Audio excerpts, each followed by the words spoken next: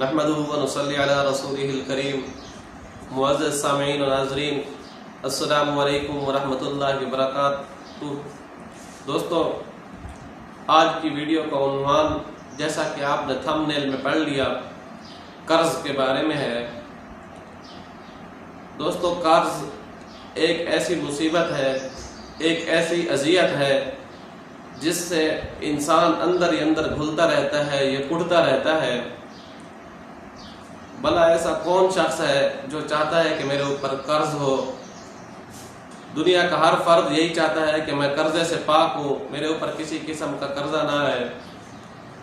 کیونکہ قرض سے بندے کا دلی سکون، قلبی اطمینان، یہ جو خصوصی طور کے اوپر بندے کے اوپر ایک سکونیت طاری ہوتی ہے، وہ چلی جاتی ہے. اس وجہ سے ہر فرد یہی چاہتا ہے کہ میرے اوپر قرضے کی جو ہے لعنت یہ ختم ہو جائے، میں قرض سے بری ہو جاؤں اور خوشی بسی والی زندگی گزارنا شروع کروں. تو اس کے لیے جو ہے بندہ بعض دفعہ ایسا ہوتا ہے کہ ایک قرض کو ختم کرنے کے لیے دوسرا قرض لے لیتا ہے، پھر اس قرض کو ختم کرنے کے لیے تیسرا قرض لے لیتا ہے، یہاں تک کہ بندہ قرض در قرض میں مبتلا ہوتا جاتا ہے. اور اس کے لیے مزید بندے کے لیے الجھن کا سبب بنتا ہے، مزید اذیت کا سبب بنتا ہے، مزید مصیبت کا سبب بنتا ہے. اس لیے ہمارا آئیڈیل، ہمارا ہیرو حضرت محمد مصطفیٰ صلی اللہ علیہ وآلہ وسلم کی ذات ہے. ہم زندگی کا ہر درس ان سے لیتے ہیں، ہر سبق ان سے لیتے ہیں، کیونکہ وہ ہمارے لیے نمونہ ہے. آپ صلی اللہ علیہ وسلم کی سیرت، آپ صلی اللہ علیہ وسلم کا کردار، آپ صلی اللہ علیہ وسلم کی ذات ہمارے لیے نمونہ ہے، ہمارے لیے آئیڈیل ہے. تو ہم انہی سے درس لیتے ہیں، ہم انہی سے سبق لیتے ہیں. تو آئیے آج بھی قرض کے بارے میں ہم دیکھتے ہیں کہ حضور صلی اللہ علیہ وسلم کی تعلیمات کیا ہے. آپ صلی اللہ علیہ وسلم نے اس کے بارے میں قرض کی ادائیگی کے لیے کہ آپ صلی اللہ علیہ وآلہ وسلم سے کوئی نسخہ منقول ہے، کوئی عمل، کوئی وظیفہ منقول ہے؟ جی ہاں، بالکل ہے. اور یاد رکھیے، کسی پیر کا بتایا ہوا وظیفہ، کسی ولی کا بتایا ہوا وظیفہ اور آج کی صدی کا بتایا ہوا کسی عالم با عمل کا وظیفہ ایک طرف، لیکن جب آپ صلی اللہ علیہ وآلہ وسلم کا بتایا ہوا وظیفہ ہوگا اور آپ صلی اللہ علیہ وسلم کا بتایا ہوا عمل ہوگا، وہ دنیا کے تمام غوث کتب ابدال اکٹھے ہو جائیں، ان کے وظائف سے، ان کے عمل سے آپ صلی اللہ علیہ وآلہ وسلم کا بتایا ہوا وظیفہ بہت ہی کارہاں نمایاں ہوگا، بہت ہی مفید ثابت ہوگا. اور خصوصاً آپ صلی اللہ علیہ وآلہ وسلم کی ذات بہت شفیق ہے، بہت ہی نیک اور بہت ہی رحم دل تھی. آپ صلی اللہ علیہ وآلہ وسلم جب ضرورت مند کو بتا رہے ہیں وظیفہ، تو ظاہر ہے کہ وہ وظیفہ کتنے درد کے ساتھ اور کتنے لگاؤ کے ساتھ بیان کر رہے ہوں گے. تو آئیے ہم دیکھتے ہیں آپ صلی اللہ علیہ وآلہ وسلم اس بارے میں کیا تعلیم ارشاد فرما رہے ہیں، کون سا وظیفہ بتا رہے ہیں، کون سا عمل بتا رہے ہیں. آپ صلی اللہ علیہ وآلہ وسلم کا بتایا ہوا عمل ڈنکے کی چوٹ کا عمل ہوگا، جیسے لوہے کے اوپر کہتے ہیں لکیر ہے یا پتھر کے اوپر لکیر ہے، بلکہ میں کہوں گا اس سے بھی زائد ہے. تو آپ صلی اللہ علیہ، حضرت ابو سعید خدری رضی اللہ تبارک و تعالی عنہ سے منقول ہے کہ ایک آدمی آیا، اس نے آپ صلی اللہ علیہ وآلہ وسلم کے پاس آ کر شکایت کی کہ یا رسول اللہ، میرے اوپر قرض بہت ہو چکا ہے. آپ صلی اللہ علیہ وسلم نے فرمایا، میں تجھ کو ایک کلام نہ سکھاؤں، جب تو اس کو کہے اللہ تیری فکر دور کر دے اور تجھ سے تیرا قرض بھی دور کر دے گا. میں نے کہا کیوں نہیں؟ تو اللہ کے رسول صلی اللہ علیہ وآلہ وسلم نے فرمایا کہ جس وقت تو صبح کرے یا تو شام کرے تو یہ دعا پڑھا کر، اللہم انی اعوذ بک من الہم والحزن وَأَعُوذُ بِكَ مِنَ الْعَجْزِ وَالْكَسَلِ وَأَعُوذُ بِكَ مِنَ الْبُخْلِ وَالْجُبْنِ وَأَعُوذُ بِكَ مِنْ غَلْبَةِ الدَّيْنِ وَقَهْرِ الرِّجَالِ. آگے ہے وہ راوی خود ذکر کرتا ہے، وہ کہتا ہے فعلت ذلك فاذهب الله همي وقضى عني دینی۔ وہ راوی کہتا ہے کہ میں نے ایسا کیا، اللہ نے میرے غم اور فکر کو دور کر دیا اور میرا قرضہ بھی اللہ تبارک و تعالی نے ادا کر دیا۔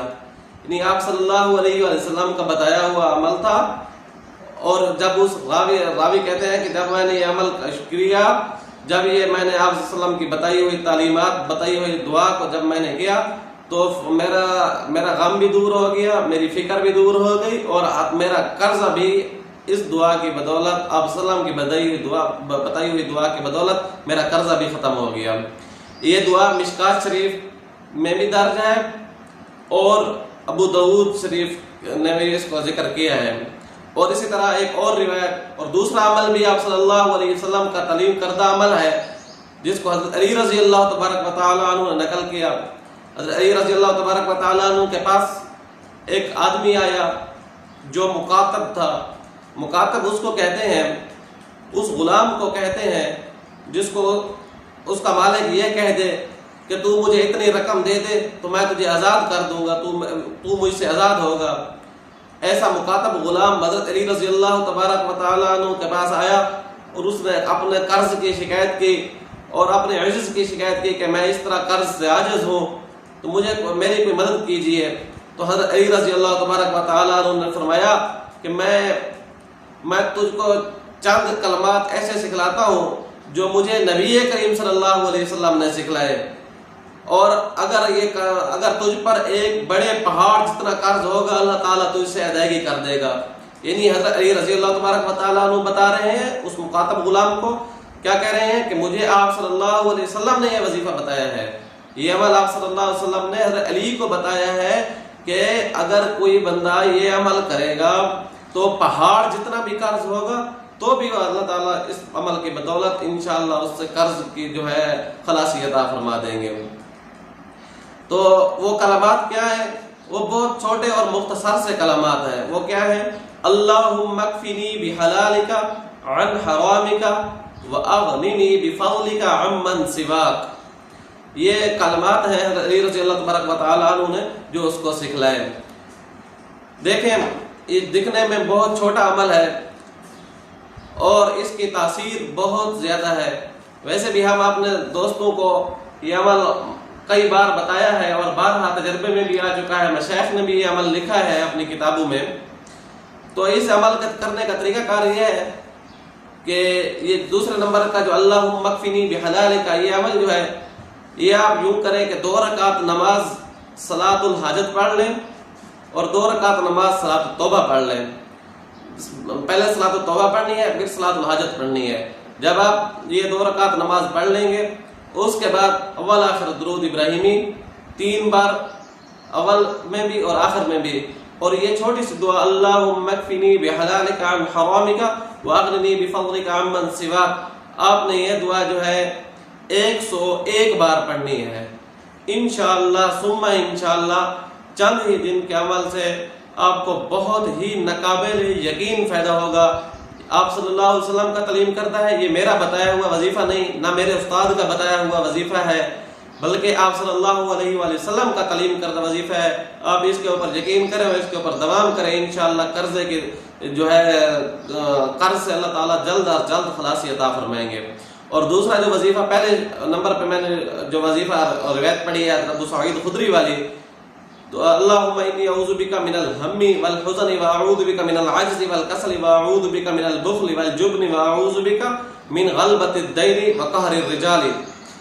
تو اس دعا کے پڑھنے سے، اس دعا کو اس طرح پڑھنا ہے، صبح کی نماز کے بعد 21 بار پڑھنا ہے، مغرب کی نماز کے بعد بھی 21 بار پڑھنا ہے، اول آخر درود ابراہیمی پڑھنا ہے۔ یہ کم سے کم تعداد ہے، آپ اس سے زیادہ بھی پڑھ سکتے ہیں۔ انشاءاللہ ثم انشاءاللہ 7 روز کے بعد یا 21 روز کے بعد آپ کو جلد اس کی جو ہے کوئی نہ کوئی خوشی کی نوید سنائی جائے گی۔ آپ صلی اللہ علیہ وسلم کا تعلیم کردہ وظیفہ ہے، آپ ایک بار ضرور آزمائیں۔ انشاءاللہ آنے والی ویڈیو تک کے لیے اللہ حافظ۔